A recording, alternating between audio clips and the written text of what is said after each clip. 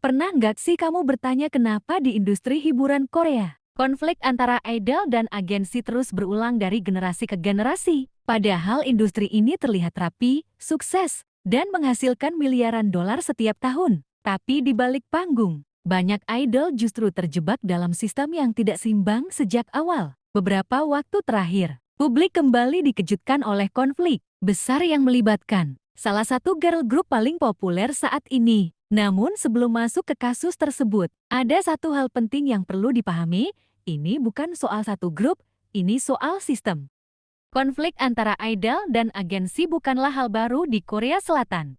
Sejak era idol generasi pertama, sudah banyak perselisihan terkait kontrak, pembagian pendapatan, hingga kontrol atas kehidupan pribadi. Polanya hampir selalu sama. Idol debut di usia sangat muda, menandatangani kontrak jangka panjang dengan posisi tawar yang terbatas. Sementara agensi memegang kendali penuh atas jadwal, konsep, citra, bahkan arah karier mereka. Ketika grup mulai sukses, konflik pun muncul, dan publik seringkali hanya melihat hasil akhirnya.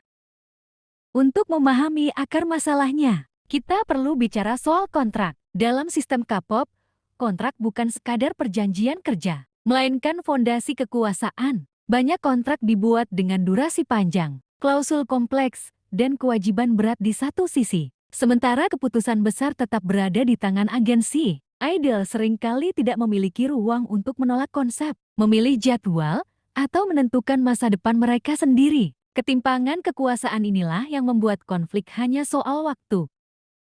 Sistem ini terus melahirkan konflik karena industrinya sangat kompetitif. Ribuan trainee bersaing untuk satu kesempatan debut, sehingga banyak yang menerima kontrak apapun demi mimpi mereka. Ditambah budaya industri yang menormalisasi tekanan ekstrem, jam kerja panjang, ekspektasi sempurna, serta kurangnya transparansi dalam pengambilan keputusan.